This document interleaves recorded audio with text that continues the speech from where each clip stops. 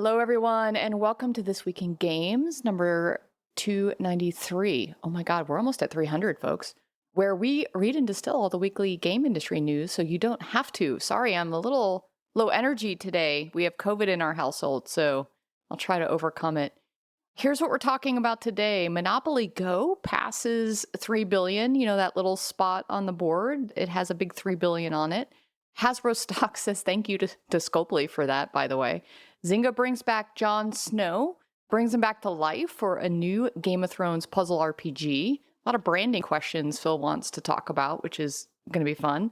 Many Microsoft game divisions are unionizing, and Apple Arcade developers gossip to Neil Long at mobilegamer.biz, and so we can't help but talk about what they're gossiping about. So we'll get to all of those things and more. Hi, I'm Jen Donahoe, strategic marketing consultant at Beta Hat, and Jade Inferno. And today we have Philip Black, game economist at Game Economist Consulting. Let's cook. This is my new catchphrase. Fire. I'm done with hey. I'm done. I've asserted my Swedish self. Let's cook now. I destroyed it for you last week? Yeah. I never want to hear that again. Eric Kress, principal at Gossamer Consulting Group and WoW Addict. What's up, punks? And Laura Taranto, senior director of product at Big Fish. Hey, I need a catchphrase too now. It feels weak compared to yours, Phil. Let's puzzle match. I don't know. Let's polish some gems. Oh my. Oh, that's funny. So the first thing I wanted to chat about was I was in the App Store. I have an iPhone. I'm on iOS. And did you guys notice the new layout in the Games tab of the App Store? It kind of feels like when I scroll through the Netflix groupings. So at first it looks the same, but then as you go through, it's just these like blocks of what we're playing now, must play games based on your latest downloads. So was there like an announcement or anything? Or is this just like a quiet rollout of a change in the App Store layout? I don't know. Anyone? I think I had seen this before. And then remember, this is only on the Games tab. It's not on the Today tab. And I would assume the Today tab, of course, gets the most amount of traffic since it's the landing spot. Oh, I would disagree with that. The Today tab is awful. Certainly. It's the editor. That's what, Certainly. Yeah. Dude, that's exactly why the fucking store is awful, right? It's editorial shit, dude, on the Today tab, on the main tab that you log into. It's fucking stupid. Yeah. Absolutely ridiculous. Why is anything written on a store? It doesn't make sense. Make it stop. Yeah. Bring back the top 10s. Please bring back the top 10s. So go to the other image. These are kind of top 10s, but it's like the groupings. Like, so when you're on Netflix and you're like, comedies of the day or, top Emmy-driven shows or whatever, these are the types of groupings that are now in the Games tab. So I was predominantly just looking at the Games tab. They don't have ranks. I think that's important. Like, ranks are not coming back. Like, it just says what's happening now. So that still seems editorial to me. Well, it's curated. And so I don't know if they're programming that. And if anyone sees any changes in their numbers, I would love to know if any of these changes are driving anything, if it's helpful, or if it's just another. I don't know if these are new. Okay. I think I've seen these in other regions before. Okay. To me, I think it's all about that landing page, though. What happens there? All right, Kress, can you please update everyone on your addiction? Oh my God. After my trip to Blizzard, I fucking dusted off World of Warcraft. And needless to say, productivity has hit an all-time low. I now have like 4 level 70s. My main is like almost 500 gear score. I am ready. I am ready for the next expansion. And I did it in record time in less than like a week almost.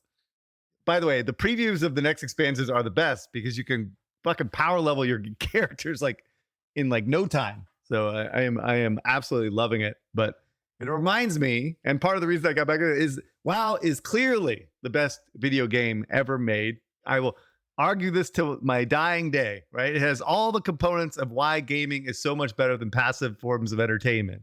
It has persistence, progression, story, skill, production value, exploration, and social all in one amazingly put together package.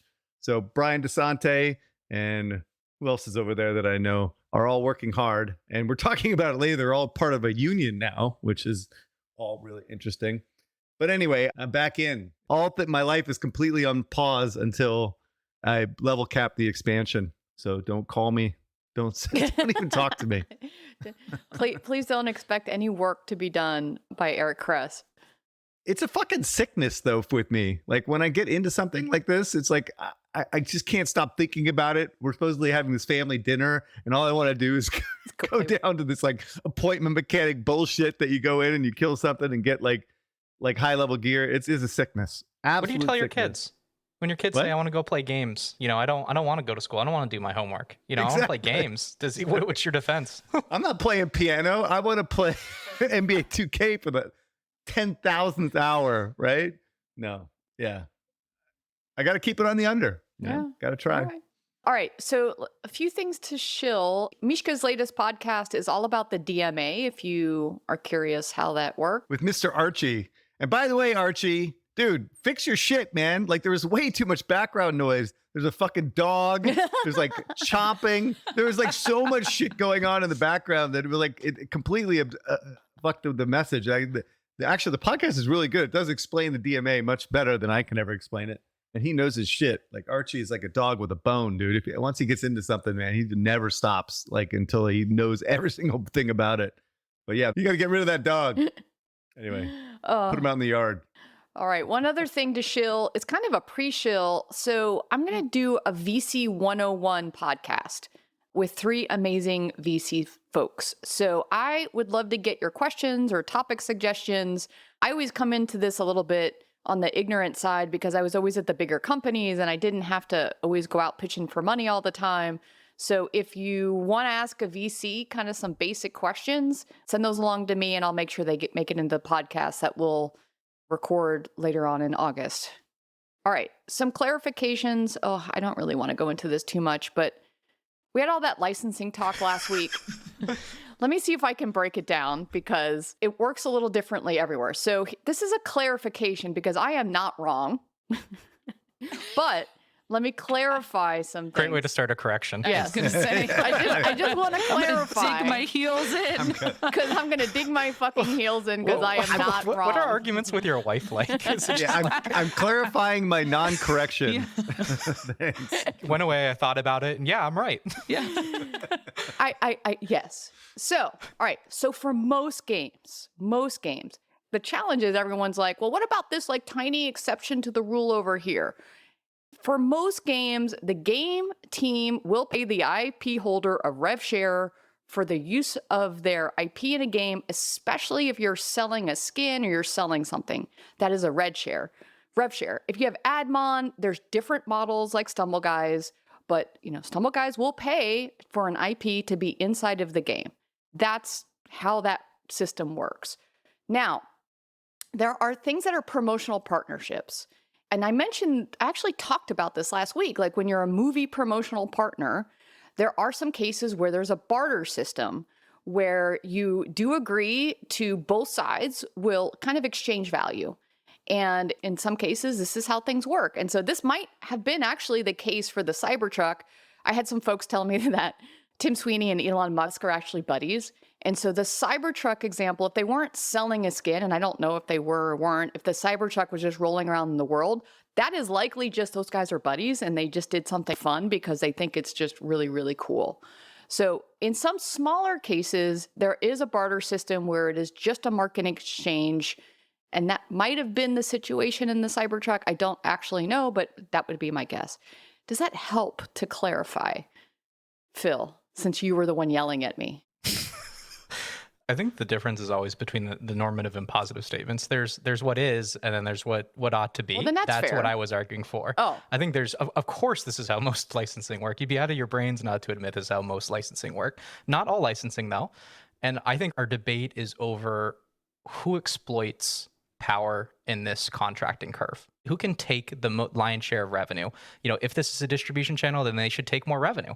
And that should result in lower rev share, or, even the licensor pays the other person. If it's really that powerful and the halo effects are that powerful, then that's what you want. You want to put your IP in all these different platforms because you're going to get all this other uplift.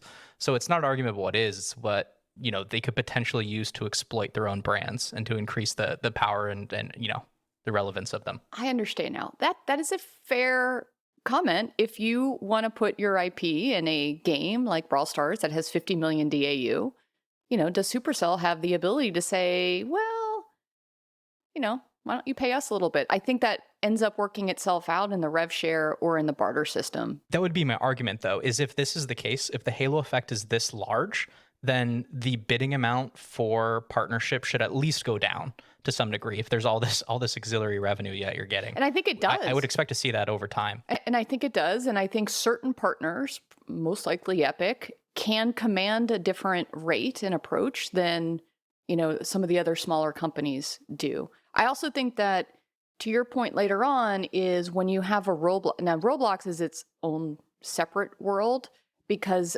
it is UGC. And because of the UGC nature of it, the business model works really different, where an IP holder pays for somebody to build a world inside of Roblox or inside of UEFN. And so that is a very different economic model that isn't the typical kind of more official licensing model. That means how powerful you are. I mean, we're talking about Look World North later, which just signed a deal where they're going to have Gundams inside of a Fortnite island. I'm sure Bandai Namco didn't pay Epic for that, or Epic didn't pay Bandai Namco. All of that happens off the table. Correct. And that's just because Fortnite is such a powerful platform. So, okay, do you start to look at Brawl Stars as a platform? Like, these are sources of users. They start to control distribution. This is classic aggregation theory. I think we should get the layer guy in here. He could probably explain it all ad nauseum. Oh, I love how you don't believe me. This is how this works. Okay, markets. So Comic-Con wrapped up. Anyone a geek here? Comic-Con 2024. If you're a fan of geek culture, make sure to check out the recaps. Did you see who is Dr. Doom from Marvel in the multiverses of actors at play? Isn't he 75 years old at this point? I mean, like, how can he be a villain? Well, more importantly, he's fucking Iron Man. So Robert Downey Jr. was announced to be the new villain, Dr. Doom, in the next stage of the Marvel Cinematic Universe. They had to completely change everything because Jonathan, I forgot that actor's name, who got into a lot of trouble. So they were doing Kang, and they had to scrap all of that and shift to a whole new villain. But the villain is Iron Man. I will say that my son is the first time he sounded excited about the MCU was when this was announced. So maybe that tells you something, like focus group of one. Yeah, no, it's amazing how geek culture extends to pop culture now. All right, other things going on. SAG-AFTRA did actually go on strike, which means that the voice and motion capture union members are asked to not work for almost all of the big name companies. So sadly, if you're working on one of those projects, look out for folks that are striking. From Newzoo, our friends at Newzoo are very kind, and they send us kind of these bullet points each month just to let us know what's going on. Here's a few stats. Number one is Valorant. So across all platforms, they have reached the top 20 on both PlayStation and Xbox following its closed beta launch on June 14th. So I'm super excited to see how Riot's first foray into console goes. Top 19? That's fucking mice nuts on Xbox but it's a beta. or PlayStation. It's a beta. It's a closed beta. And by the way, a closed beta. Oh, it's a closed beta? It's a closed beta. All right. I mean, that's why I brought that up, is there's a lot of pent-up demand for, especially Valve, to get onto console. Last week, we talked about Warner Brothers buying the Multiverses studio Player First. From an engagement standpoint, they captured some attention in June, rising 11 spots in the overall ranking, and was the most played game in the fighting game genre. And it released in May 28th. All right. Hold on a minute. Okay, I hate these stats. You cannot rise 11 spots and say that that's good if it's 17 overall, 50 on PC, like 6. Dude, anything below top 5, you wouldn't even fucking, who gives a fuck, dude? And this is just US.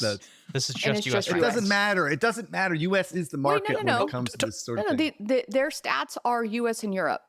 Okay. Yes. Okay. But And still, it's eFigs, UK and US. Anyway, no, this is doing terrible.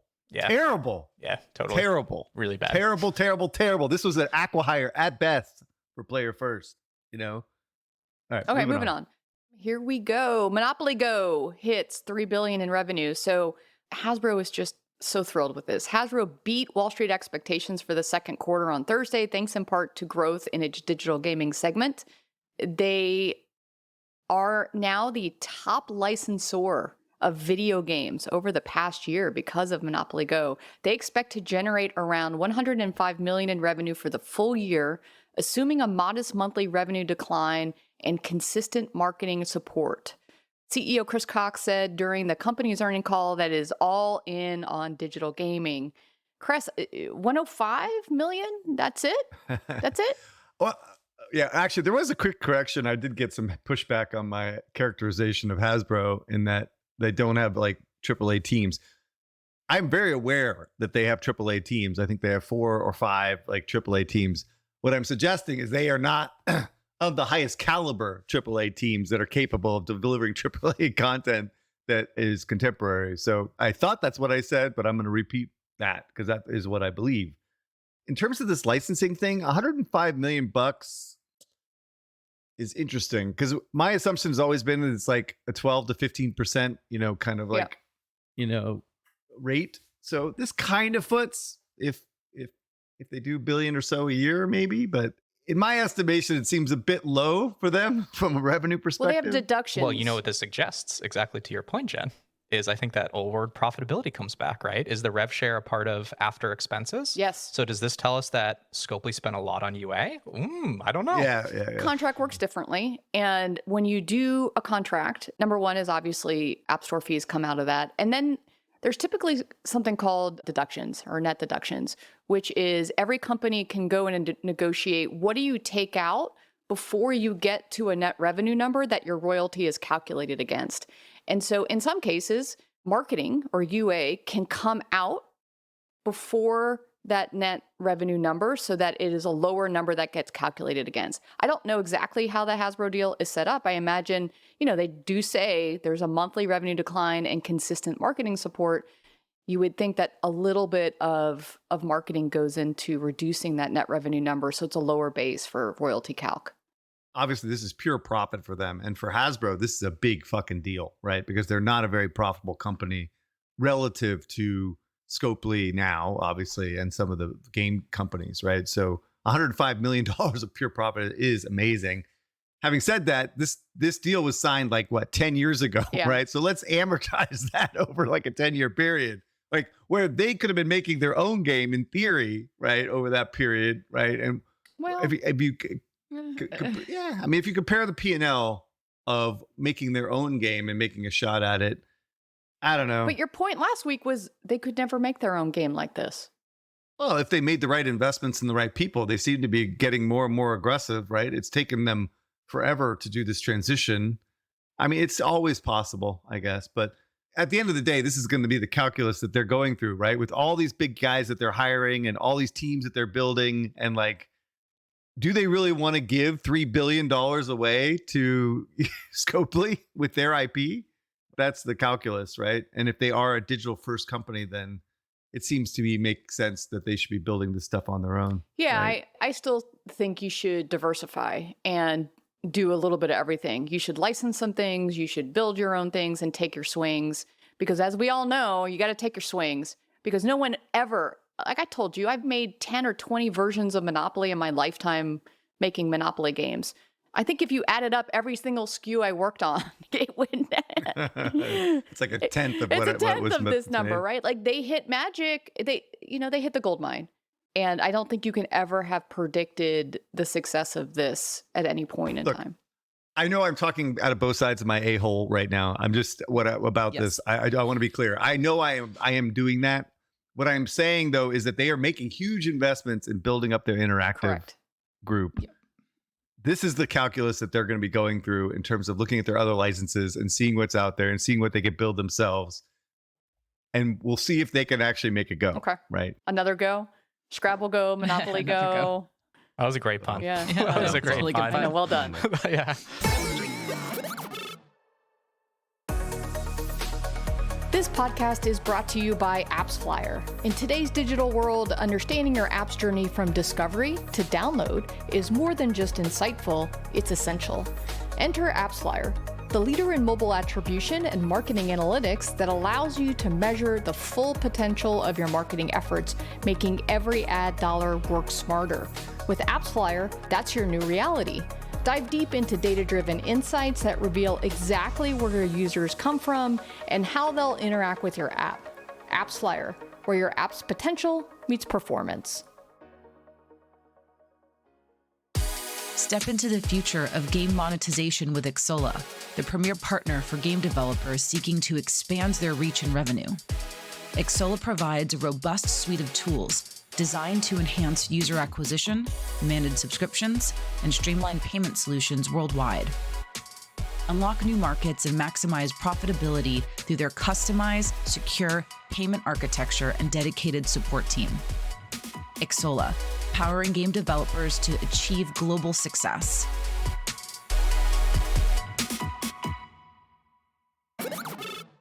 All right, Zynga launched puzzle RPG Game of Thrones Legends with a Kit Harington, who is Jon Snow, trailer. So definitely multiples of a budget lower than our friends at Supercell. Starts very cheesy and ends with expected Game of Thrones Jon Snow jokes, but who doesn't want to see Jon Snow back, even as a sales guy for a puzzle RPG? I'm a huge House of the Dragon fan and a huge Game of Thrones fan. I was really struck that it's the entire universe of the show and that they were really leaning into House of the Dragon, but then they got Jon Snow to be kind of the face of it in the trailer. So from a branding standpoint, I'm kind of confused, to be honest with you. I'm there with you. Like, I went to go download this game, and this is a great opportunity to talk about Game of Thrones, but I went to go download this game, and I had my Gen hat on, and I knew about this ad. We had talked about it. And they also, remember, they had a Jon Snow prequel that was rumored for a long time, which actually just got axed. But when I went to go to the App Store and download this game, I expected to see Kit Harington on that app icon, and instead I did not. I saw a character from House of the Dragons, and the other thing that I saw is this Game of Thrones icon text.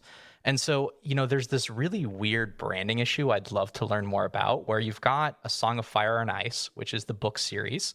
You have Game of Thrones, which is what HBO decided to title the series. And you have House of Dragons, which is its own title as well. It does not have, Game of Thrones, a House of Dragons, or A Song of Fire and Ice, House of Dragon. And so it feels like it's kind of this branding fuck up. And I know we worked at Scopley where we had to deal with a lot of these weird licensing things on The Walking Dead too, or different permutations. If you actually look at the timelines between House of Dragon, Game of Thrones, it's like multiple generations different.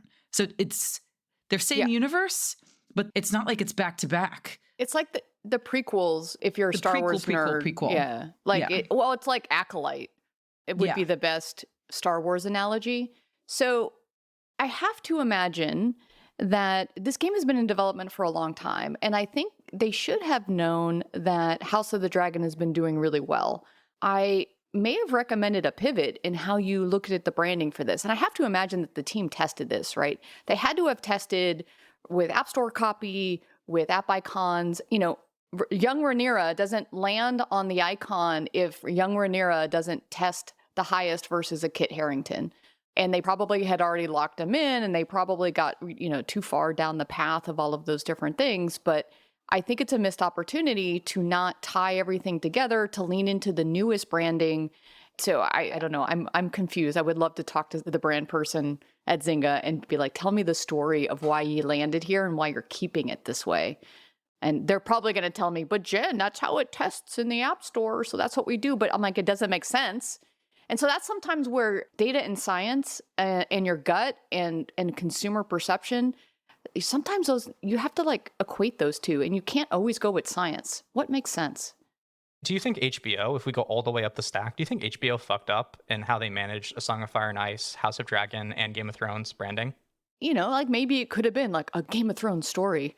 If you're in the universe, but it is very difficult to attract new players when you aren't clear about the branding. That's why, remember when Star Wars had the shitty Han Solo movie? It was like a Star Wars story, Han Solo or Solo or something like that.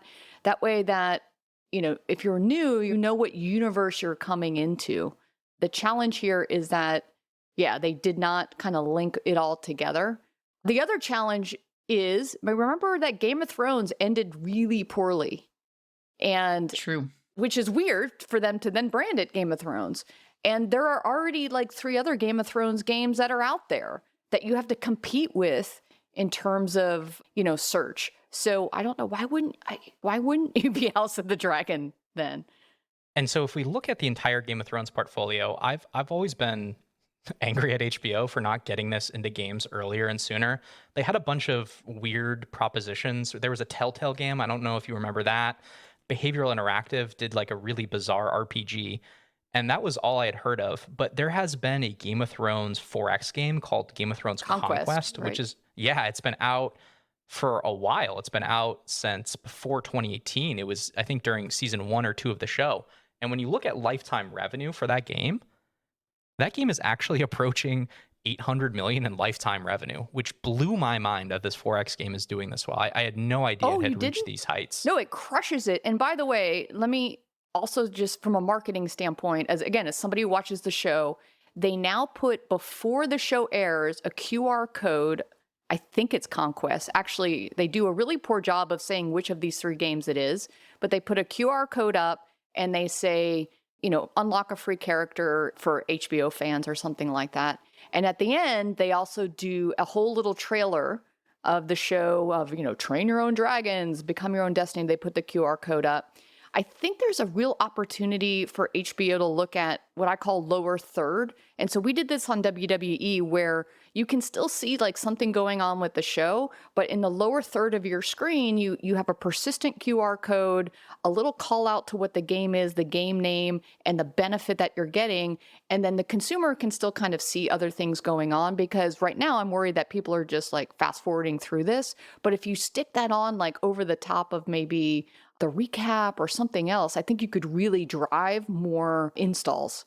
Here's the thing, Jen, that I thought was super interesting. When you look at downloads for the 4X game, it had one of its biggest spikes really since its launch when the Game of Thrones TV show ended, which suggests to me is like fans get done with the show. They're super hungry for Game of Thrones. They'll consume anything that they can get drunk off in their immediate vicinity. And we were dunking on Netflix games for a while, but one of the things that their head of external games mentioned in a prior interview was this idea that they might put a QR code at the end of a TV series that could link you out to the App Store game. This to me seems to completely resonate with at least what we're seeing here.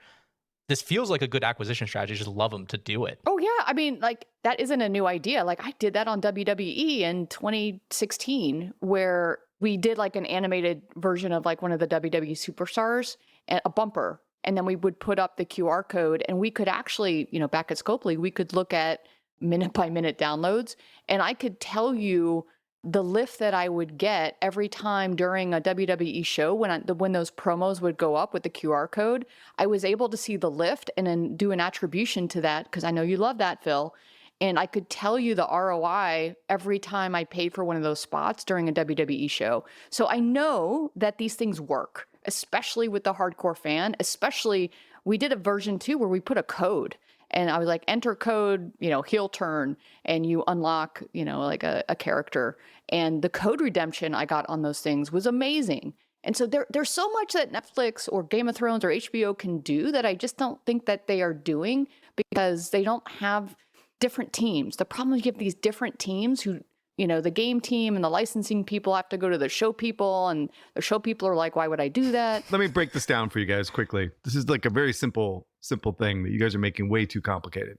This is a piece of shit game with a piece of shit engine that is like super old school game, right? They've had this license forever at Zynga. They're probably just throwing this game out there because they're not supporting this thing at all. It's not doing well. It's just a complete throwaway thing, right? They probably had the old license with the old characters. They don't have anything to do with the new characters. It's probably a separate license. No, they're in And there. So this is what they have. The new characters are in the game. When you watch the trailer, like, they are all there. I don't know. I'm looking at this game. It's a fucking piece of shit.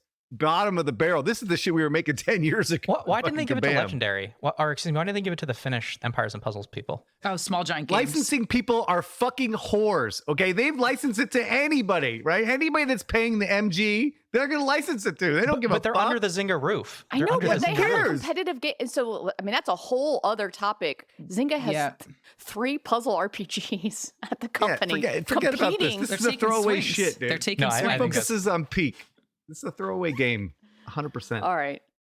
What else we got? There's my hot take. Hot take. Did you want to do Stormgate? Another thing that I think we've all been dying to see how it performs since there's been a large media tour is Stormgate, which is the RTS out of Frost Giant, which is a bunch of ex-Blizzard devs led by CEO Tim Morton, who was on StarCraft. It is the last dying light of the RTS genre. Rest in peace, Company Heroes 3. Right now, the game is in an early access launch. The free-to-play unlocking will happen on August 13th. So right now, I believe if you were a Kickstarter backer or you were an early investor, remember they did that really weird direct-to-consumer investment. I believe that you can get a key and you get access to this right now, or you can buy some DLCs right now, which will also get you access to the game, and I think will also carry forward. Eric, I know you've had a number of predictions about this game or genre. Would you like to share them? As much as I loved him, I think he is an amazing guy.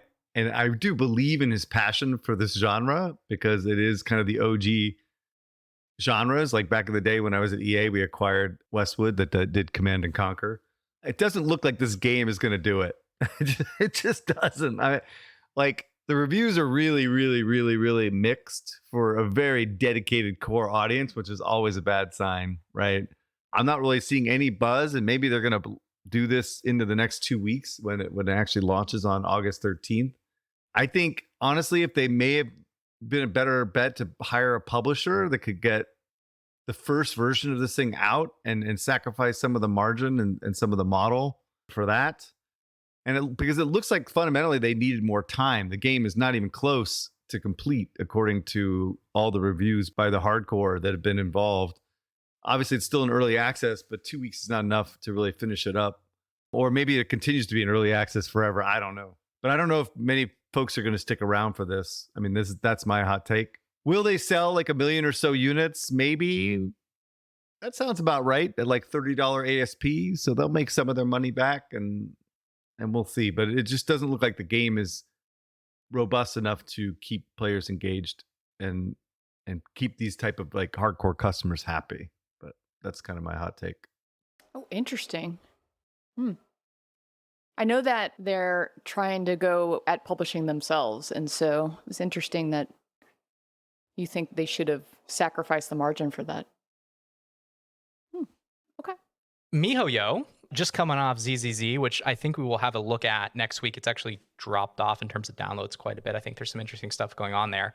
They actually have just received approval to launch a new game, and I'm not even going to try to pronounce it in Chinese. It roughly translates to Star Valley in English. It's going to be on both mobile and PC. And from what we've read so far, it looks like it could be a life sim RPG. Think something like Stardew Valley or maybe Animal Crossing. I'm totally in love with this idea. I'm so happy to see this. People have been asking for like a live service version of these games forever. Executing it at MiHoYo's scale and going a little bit further in terms of genre from where they've been previously. I mean, this looks like a slam dunk. Yeah, I heard about this on another podcast. Actually, people don't know exactly what it is, but they were, wondering because of the name, the way the name translates, that it would kind of be, Stardew Valley meets Animal Crossing. Yes, agree that if something like this were to come out with the live service model that they typically do, I think that it would really crush it. I think the challenge is how do you add their gacha mechanics to that kind of gameplay? As Cress always says, the way you make money in mobile is with gacha and pay for progression and quote predatory monetization. So how do you do that in that type of genre? Laura, you can make it happen, right? If I'm thinking back to Animal Crossing, there was this whole like underground market of how we actually traded cosmetic items. There were two really big ways for games like Animal Crossing. It's how you decorate, because it's this cozy game you're decorating, and then any type of avatar related stuff. And then you have some of your special, very hard to get resources that then contribute to how you make more cool items and build more cool stuff. So if there's a company that I think that could figure out how to do it, I think MiHoYo is going to kill it with this. That's my early 2 cents. Seeing nothing but just on quality of ZZZ, their ability to make games, how fast they can move, how much they adapt to the market. I'm very bullish on this game. Cool. All right. Okay. Investments in M&A. Okay. Sega Sammy is acquiring Dutch online gambling company StakeLogic for about 130 million euros. It's going to expand into the US sports betting and iGaming market. Sega Sammy, we know them for Sonic the Hedgehog, but they also have land-based casino games like slots and pachinko. And StakeLogic, who they just acquired, they're looking to basically expand so that they can offer live table games and hybrid games, which allows players to play roulette, blackjack, baccarat, and live game shows online. So from GDev, there was an interesting film chucked this in, looking at what are VCs interested in, content or tech. So this is how I distilled this. VCs generally right now investing more in content over tech, unless you slice it by gaming focused VCs who are looking more at platforms and tech over content. So I read this as like platforms and tech, just literally technology. If you're going to build out some sort of online platform versus content more like games themselves. Tell me if my read was incorrect. No, that's right. Go. Cool. And then while mobile deals still kind of match PC, console, and tech, the amount of money for mobile is only 20%. So there's been a couple of other takes on this. There's a bit of an increase, as you can see in the graphs. So there's a little bit more money going out, a little bit more deals going out, but the split and dynamics are changing a little bit. Eric, I don't understand this. Why would you invest in content? We just talked about Frost Giant. I just don't understand where the VC style returns are for content. Like even Riot was not sold on being a content provider. They were sold on distribution. Like where is the VC style returns that come with content? I'm confused by that. Don't get me started. I mean, are you kidding me? Are you just trying to trigger me here, right? I'm hearing, by the way, that Believer is out there trying to raise more fucking money, dude.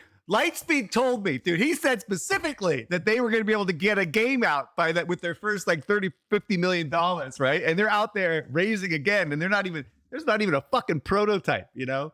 Don't get me started on this. I think if they announce a new round of financing, I am going to go fucking ballistic, and we will talk through all this bullshit that's going on and why these things make no fucking sense.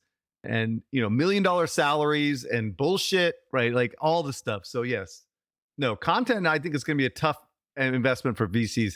VCs are really, really struggling out there. It's not a good environment right now. I don't know. I mean, there's one thing I learned from the Mitch Lasky School of Gamecraft podcast season 1 was your returns come more from platform and distribution disruption than from content.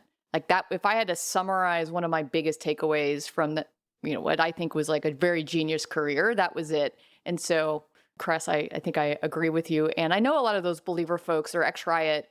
I can't wait for your rant on if they are raising more money. That is, it just, you know, it's just folks who come from the bigger companies, you know, I think the number one challenge is just because you come from a bigger company, it doesn't mean you're going to be successful at a startup because you don't know how to make the transition to working scrappy and with no money and with pressure. And, you know, you raise $30-40 million and, you know, like, does that really light a fire under your ass? I guess the answer in this case is no.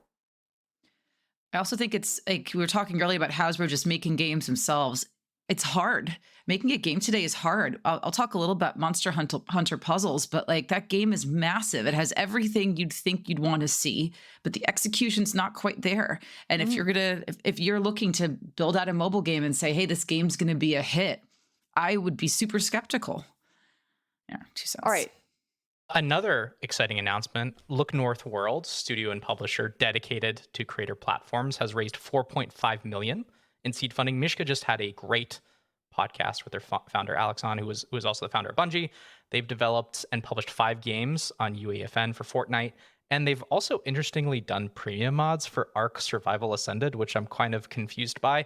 But I think their thesis is becoming a lot more clear. They've talked about being a publisher. Their deck, by the way, is also online. You go to Business Insider, you can see the pitch deck, which they raised money on, which was really awesome to see. I'm still unconvinced that any of this makes sense for exactly the reasons Eric just pointed out. Like, what is the height of this? You know, Adopt Me, which is like the top of the market for Roblox, maybe does 80 million a year, being generous, and that's on the biggest platform. This is the best you can do.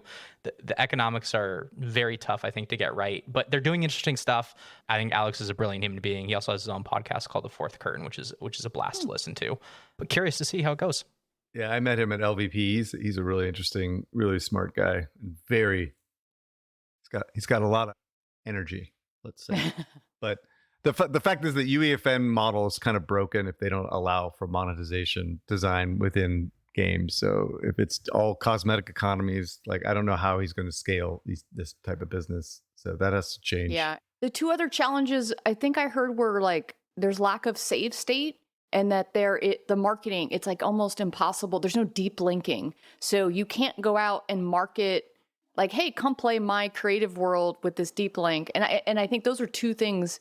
It sounds like Alex has direct access to Tim.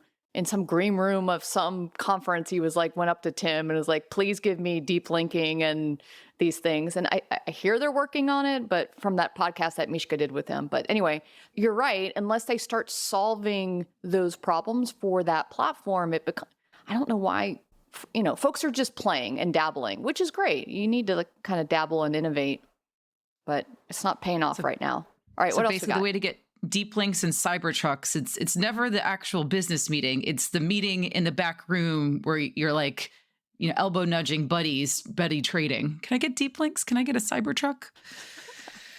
Anyway. All right, we're going to do this quickly. So a number of game divisions inside Microsoft are unionizing, including Bethesda, ZeniMax, the 300 QA workers, Activision Central UA, another 600 QA workers, Blizzard, the whole org, evidently, 500 workers behind World of Warcraft are unionizing. So fascinating new thing going on now that Blizzard is part of Activision. And that's it. That's all I got. I don't even know how this is going to impact the business, to be honest. It's interesting. The QA workers are the one thing that are come and go based upon need. And it's just interesting that would be the place that they would unionize. I guess that makes sense, though. But whatever. I don't know. Yeah, I think it makes sense because they're often tossed aside and they feel like they aren't kind of respected as a group. And how do they have job security? Might be. I don't know enough about labor laws and unions to comment, but it is a trend that we're seeing. And mainly we're seeing it inside of Microsoft, which is like the most interesting thing. So it's also like, what does that say about how they're treated there?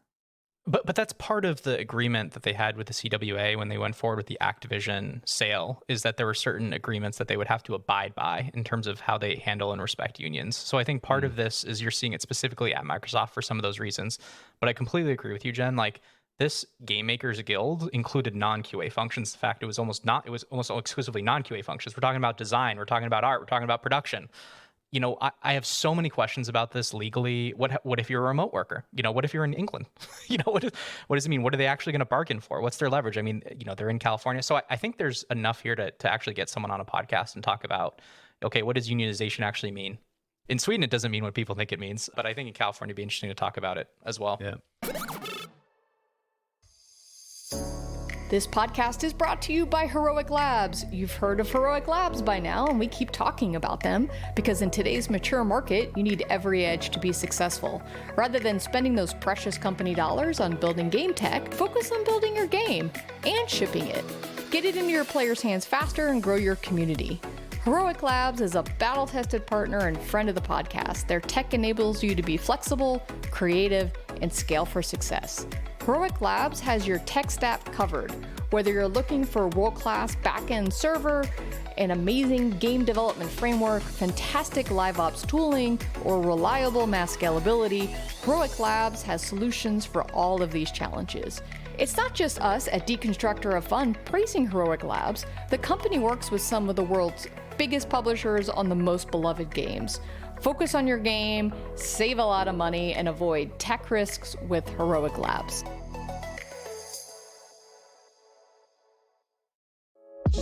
This podcast is brought to you by Data AI. Now, you're asking, didn't they get acquired by Sensor Tower? They did, and that's awesome. Here's why. Whether you loved using Data.ai or Sensor Tower, the combined company will offer customers even stronger and more detailed insights on the full digital customer journey. Exciting times lie ahead as Sensor Tower and Data AI join forces. Go to data.ai or sensortower.com and get on board with undeniably the best data partner in the business. Now, back to the episode. Our good friend, Mr. Neil Long at mobilegamer.biz, wrote another hit piece on Apple and Apple Arcade. And I can't stop. I can't help myself because he brought in the Vision Pro part of it too, which I think is awesome, right? So the thing is, it's the same report as their Inside Apple Arcade report. And it's just kind of interviewing new people saying kind of the same shit, right? So Some studios now wait up to 6 months to get paid, which almost puts these indie games out of business. Apple Arcade team doesn't respond to routine emails for weeks or even months if they respond at all. One developer had semi-regular meetings with a tech giant, and half the Apple team wouldn't show up. Apple's tech support is also described as miserable and the worst I have seen anywhere.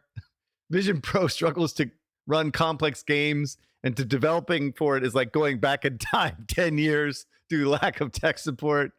Apple engineers are unable to offer any insights into how Vision Pro's hardware and software works or how essential middleware is meant to work with it. Discoverability on Arcade is so poor. How poor is it that one person said it was like their game was in a morgue? Working with Apple is like being in an abusive relationship, said another. And my favorite quote of all is, it's like an abusive relationship where the abused stays in the relationship, hoping the other partner will change and become the one person you know that they could be. You never date on potential.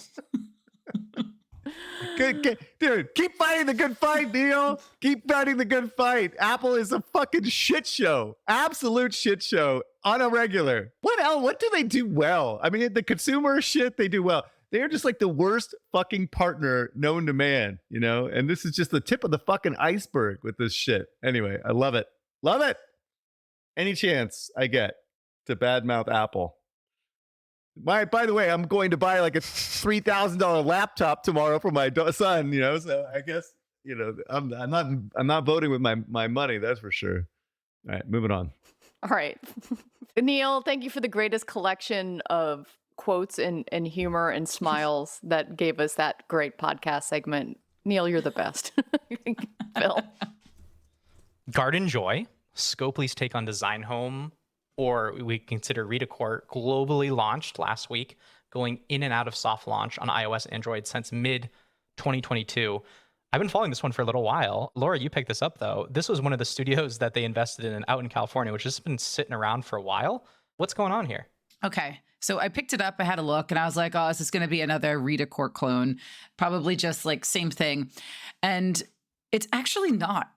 If I looked at first I took a look at the market. If I look at like this type of like these types of games, if you exclude the games that include like a puzzle element, like a match 3 decorators, like your homescapes, and you take out children's games, there's not many games that are this style of make yourself feel like you are an interior designer. Going back to the Animal Crossing reference, you could do things in Animal Crossing like if you wanted to make an outfit, you could actually create different patterns to look like a texture or a specific design. I'd say that feeling of you get to kind of customize to a higher degree is what these games like Redacore, Design Home, and now Garden Joy are doing. So what you're targeting is this, what I describe as a very highly engaged market that loves this level of kind of ability to customize. And I've seen in the past kind of super high retention numbers for these style of games with smallish DAO, especially in the early days. I took a look. Sensor Tower shows kind of an uptick. So I was like, okay, Garden Joy just came out. It's not just a clone of Redacore. It has a better UX. It's easier to use. How is it doing? So this is how I would describe it. There's an uptick in active users. So that means they're bringing in, I'd say, more players, but the monetization doesn't follow. So if we look at the chart, we see that daily active users, Garden Joy is bringing them in, but it's not elevating kind of the whole segment, which means that in how I read this is Garden Joy taking players and then also taking probably the payers from the other two games. So still early, just to give some context on how much these games make. Garden Joy, since 2022, has made about $7 million to date. Home design, just over $600 million since 2017. And Redacore has made about $200 million since 2019. I like these games. The only question is it really a game? I feel like it treads the line between what are the rules then of what you define as a game versus not. It's not like there's puzzles. There are kind of levels, but you're designing something, you're submitting it, you're voting, and then you're getting ranked. And then your progression is through your rank. That's where I would say, I think Garden Joy also adds kind of some other elements to it. There's a grow mechanic where you can grow different flowers and trees. I'm still early, but I'm hopeful for this game. I think it's very interesting, but it's still early. Yeah, this genre sucks. I'm really sad about this. Like this, everyone thought this was going to be big with Design Home, right? Because not only do you get the IAP angle, but you also get the down funnel conversion potentially to real world products. Like that was always in a slide you could put in there. Is we're going to have click through to real sofas. We're going to click through to all these things, brand sponsorships. I mean, it sounds really great, but they haven't been able to stack multiple games in this genre. And when we looked at the downloads, it was even worse when you look at Design Home versus Redecor, because as soon as Redecor launched, it looks like a lot of its growth was at the expense of Design Home. So it's not growing the pie. Like if we look at Match 3, that is a pie that's grown almost exponentially. Everyone looks like they're in a better place now than they were a long time ago. But this has not been a genre that's been able to grow. And there's been studios like Robin Games. I don't know if you remember them. They were out of Jam City. They're a bunch of ex-Jam City people down the street from Scopley. There's been Dressed, which is in London, which actually has a fashion basis that hasn't been able to go anywhere. And I think there's like 2 or 3 other ones that were VC backed that just haven't been able to get apps out the door that have traction. There's another one called Venue, where I'm putting all my money. Literally, I'm an investor that I'm very excited about. So let's see how that one performs. It's in soft launch right now. But yeah, I'm bummed this genre didn't take off. I really It's thought niche. someone had found a market segment here. It's Yeah. really niche, and it's hard. I don't know how. This is the difference between the two games, I would say. It is so hard once you get into the finer details of, am I changing this color of this one panel versus just changing a color of a larger segment? Once you kind of get into this sofa fabric is sponsored by this person, how do you scroll through all of these options? It becomes totally overwhelming to choose. That is, I think, something they're going to have to balance with what are you bringing in versus not. And the same with the fashion games. So, Okay. yeah. All right. What's next? There's an upcoming game called Date Everything, published by Team 17. They made Overcooked. It's a sandbox dating game set in a house and allows players to date anthropomorphized versions of a washing machine, a vacuum cleaner, a smoke alarm, and about 100 other things. I strongly recommend you watch the trailer. Did you just make this an X-rated podcast? What? Excuse me? Do I need to put the content alert on this You might. podcast? I love this. This is great. This is great. This is the simulator genre on Steam for women. You're gonna get all these obscure dating games. There's Hide Your Boyfriend, if you remember that. It was a pigeon dating game. You had one based on Dead by Daylight. Buckle in. This is coming. Jen, watch the trailer. It's interesting. Jesus Christ. Heaven help us. Oh, okay. Another exciting day. Disney Speedstorm is global, baby.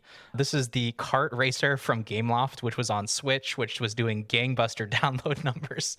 And looks like it has immediately died on mobile. Rest in peace. Laura, would you like to cover Monster Hunter Puzzles? Yes.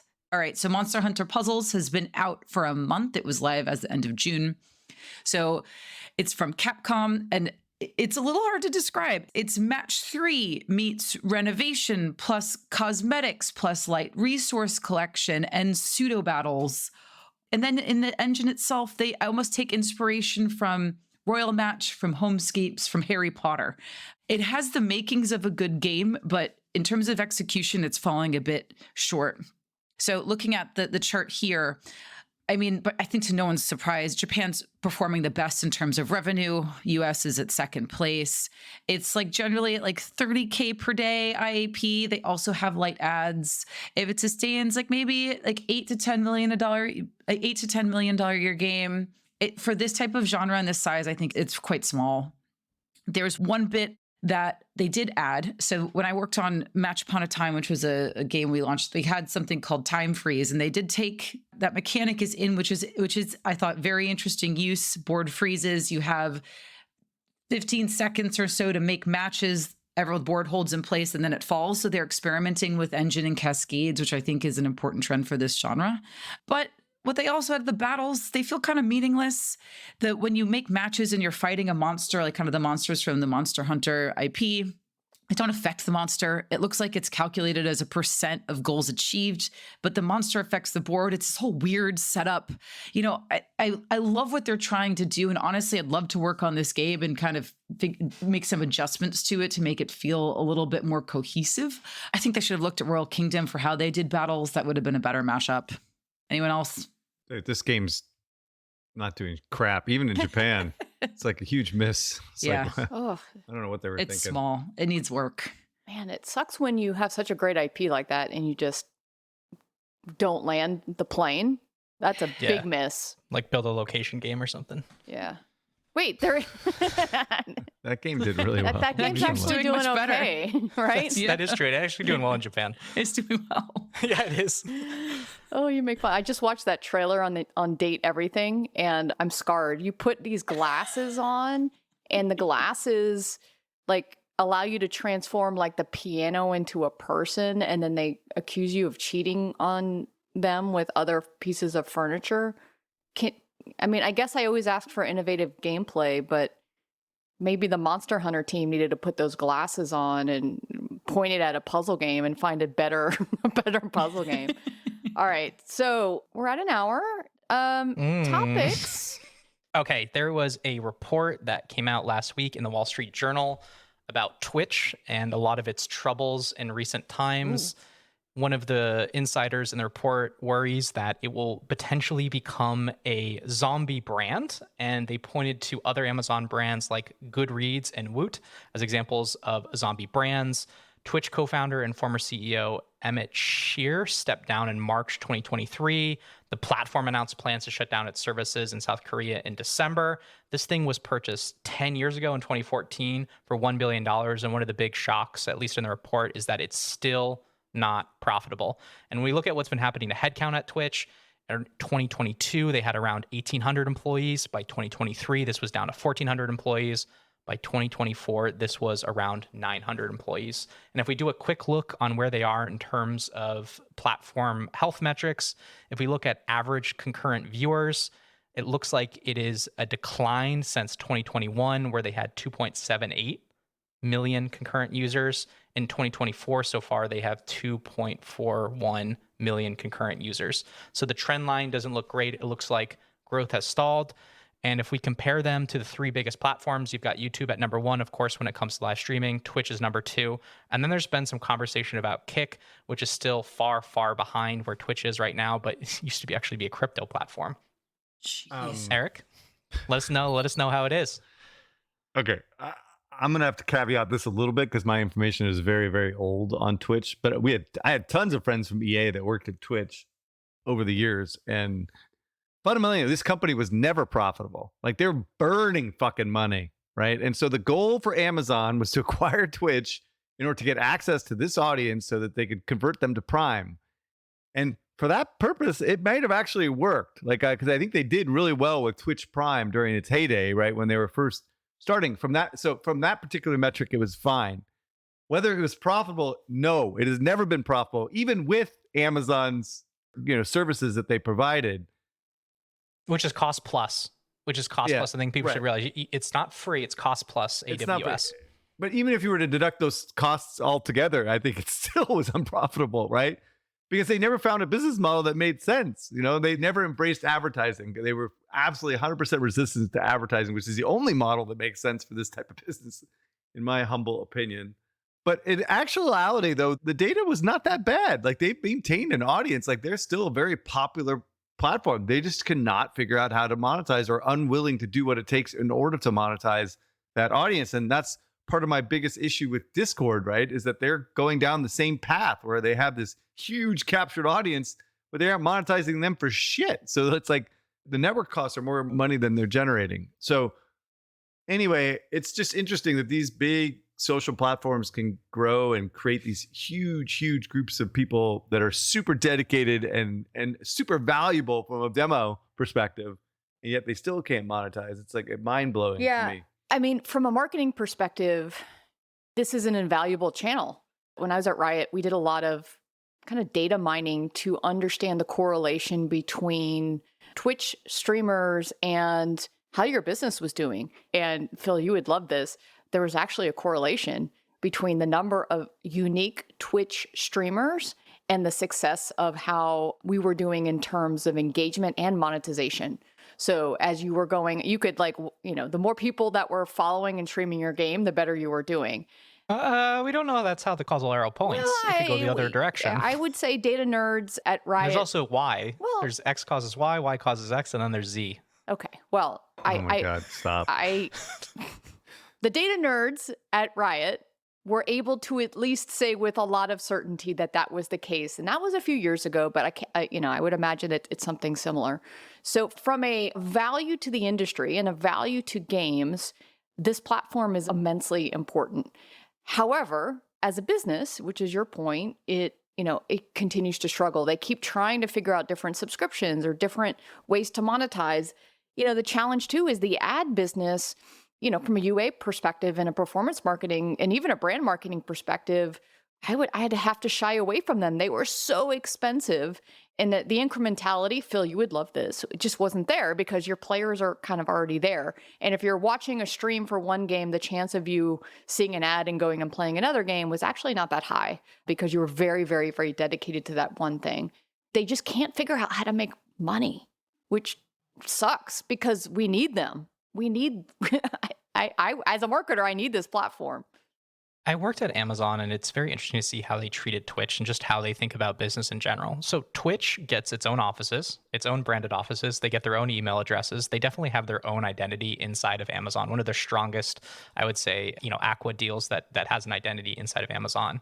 But I think the other thing to keep in mind is that Amazon is extremely patient with their businesses. And when you talk about losing potentially $1 billion a year, it's nothing. It's absolutely nothing to lose $1 billion a year. I mean, this is why Amazon Game Studios has survived for so long, is because when you look at it in the P&L, it's just such a small part of it. So you got to remember that Amazon shit out an advertising business on their core platform that does $40 billion a year in the course of like 2 years. They just shit this out. And so doing $40 billion, and it's so much of that is margin. When you look at something like that, it can subsidize so many of these other bets. And so $1 billion a year to have a bet like this is nothing for Amazon. And they'll be extremely patient and patient and patient and patient. And sometimes I think they're actually too patient, and that can cause a lot of problems. But by and large, they're willing to absorb these losses without even blinking an eye. I think this will survive for a really long time. You just showed that headcount cut that every year they keep whacking at it. And so are you really betting on it if you keep giving them a skeleton crew? I'm not sure more employees makes things better. I'm skeptical of that relationship. I think Elon Musk has proved quite a bit in terms of how you run Twitter. Do I really need as much headcount as I thought I did beforehand? Why do I need 2,000 employees on Twitch? Is that really making the platform better, or is it just making a cruise ship that's harder to turn into profitability? All right, we're going to wrap it up for this week. Thanks, everyone, and see you next week. You did it. You made it to the end of the episode. As a fan of the show, it would help us out if you subscribe and leave us a review on the podcast service of your choice. More importantly, are you a member of the Deconstructor of Fun Slack group? If you have 5 years or more of games industry experience, go to deconstructoroffun.com/Slack and apply to join. Join the games industry's best professional community filled with peers always willing to lend a hand. Or subscribe to our newsletter to get all the latest insights from the Deconstructor of Fun content creators.